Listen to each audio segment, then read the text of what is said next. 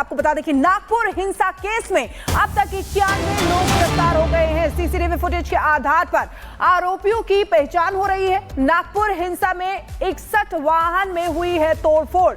ये बड़ी खबर आपको बता रहे हैं। 36 कार, 22 बाइक, एक क्रेन को दंगाइयों ने आग लगाई थी। 2 जेसीबी और एक मकान को हिंसा कर नुकसान पहुंचाया। नागपुर हिंसा के दौरान 378 आंसू गैस के गोले भी दागे गए थे। उपद्रवियों को हटाने के लिए ये आंसू गैस के गोले दागे गए थे। तो देखिए, इस समय भारी संख्या में पुलिस बल की तैनाती भी की गई है।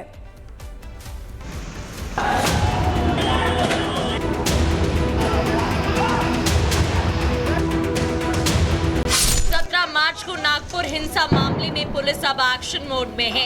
एक आरोपियों की शिनाख्त की जा रही है और उन्हें सलाखों के पीछे भेजा जा रहा है।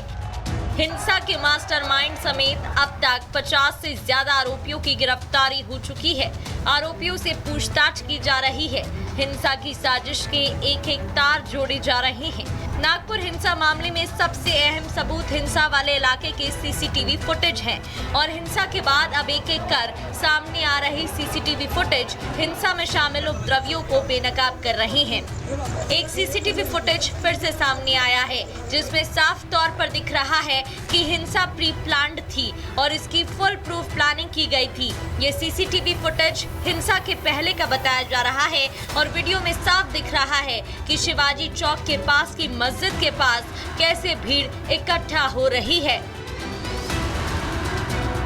नागपुर हिंसा के तमाम सीसीटीवी अभी तक सामने आए जिसमें उपद्रवी हिंसा करते हुए नजर आ रहे हैं, लेकिन अब हिंसा के पहले के कुछ सीसीटीवी सामने आ रहे हैं जिसमें गैदरिंग होती, भीड़ इकट्ठी होती हुई तस्वीरें भी सामने आ रही हैं। मेरे पीछे आप ये शिवाजी की प्रतिमा देख रहे हैं। ये वो जगह है जहां से प्रदर्शन शुरू हुआ। विश्व हिंदू परिषद और बजरंग दल का जो प्रोटेस्ट का कॉल था वो यहीं से ही शुरू किया जाना था, लेकिन अब जो सीसीटीवी सामने आ रहे हैं कि दूसरे समुदाय के लोग इस शिवाजी की जो प्रतिमा है यहाँ पर इकट्ठे होते हैं। सीसीटीवी में आप देखेंगे कि शिवाजी का ये जो पूरा गोल चक्कर है, ये आपको एल्यूमिनियम की जो ग्रिलिंग है वो साफ तौर पर नजर आ रही है। पुलिस यहाँ पर तैनात थी, पुलिस की गाड़ियां गश्त कर रही हैं, सीसीटीवी में दिख रही हैं, लेकिन लोग भी आपको खड़े हुए नजर आ रहे हैं। लगातार उन लोगों को हटने के लिए बोला जा रहा था, लेकिन वो लोग हटे नहीं।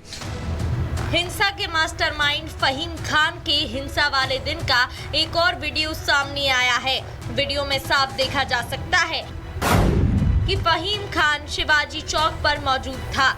पुलिस फहीम खान को समझा रही है। फहीम खान पुलिस से तीखी बहस कर रहा है। फहीम खान पुलिस से बहस करने के बाद सड़क पर बैठ गया।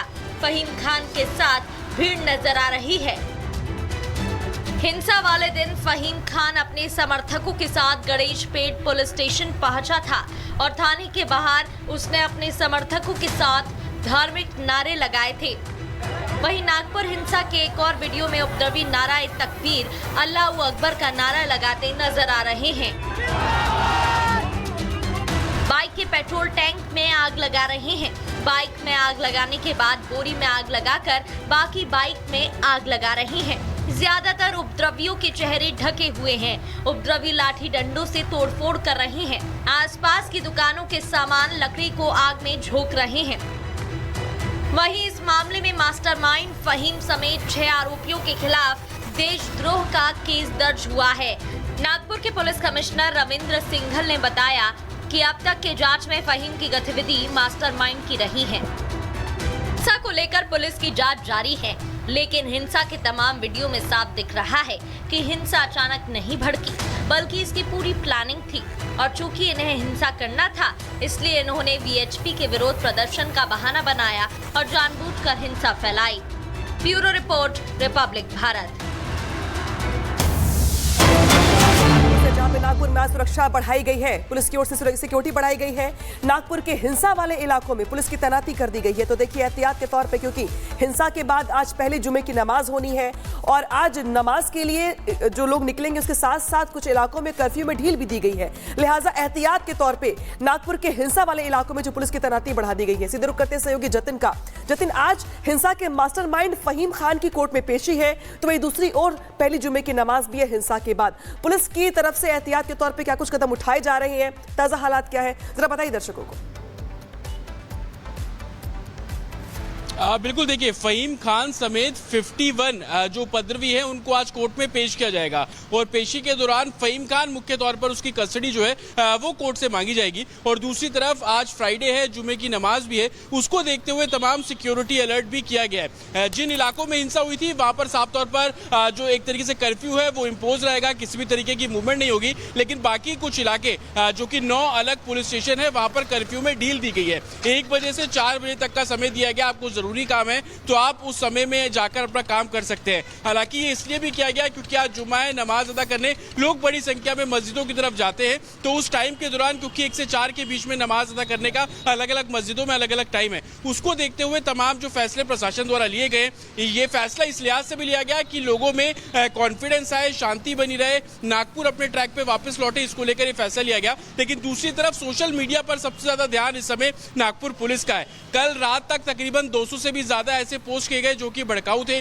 जिनको बंद करने की कवायद एडमिनिस्ट्रेशन द्वारा की जा रही है। तो कहीं ना कहीं सोशल मीडिया के जरिए एक बार फिर से नागपुर में हिंसा करवाना या माहौल खराब करने की जो साजिश है वो प्रशासन अलर्ट मोड पर है। और यही कारण है कि हर पहलू पर इस केस को इन्वेस्टिगेट किया जा रहा है। फ़हीम खान को लेकर जो जानकारी मिल रही है कि फ़हीम खान को आज जब कोर्ट में पेश किया जाएगा तो संभवतः उसकी कस्टडी मांगने की कोशिश प्रशासन द्वारा की जाएगी, क्योंकि देशद्रोह के मामले जो है वो फ़हीम खान पर दर्ज किए गए, सेक्शन 152 BNS का इम्पोज किया गया है। इसको देखते हुए तमाम जो सबूत है वो रखे जाएंगे। दूसरी बात फ़हीम खान को लेकर ये भी क्लियर हो रही है कि 3 दिन की इन्वेस्टिगेशन में जो चीजें निकलकर सामने आई है वो कोर्ट के सामने रखी जाएगी और उसी बेसिस पर आगे रिमांड जो है वो नागपुर पुलिस मांगेगी। ये भी देखना होगा कि जो बांग्लादेश लिंक इसमें सामने आ रहा है उसमें फ़हीम खान का कितना रोल है और उसको एस्टैब्लिश करने के लिए भी तमाम दलीलें आज जो नागपुर पुलिस है उनके द्वारा दी जाएगी। ये जानकारी हमें मिल रही है कि एक डिटेल्ड रिमांड नोट इस पूरे मामले में तैयार किया गया है। उस रिमांड नोट में हर उन सवालों का जिक्र किया गया है और उन्हीं सवालों को कोर्ट के सामने प्रेजेंट किया जाएगा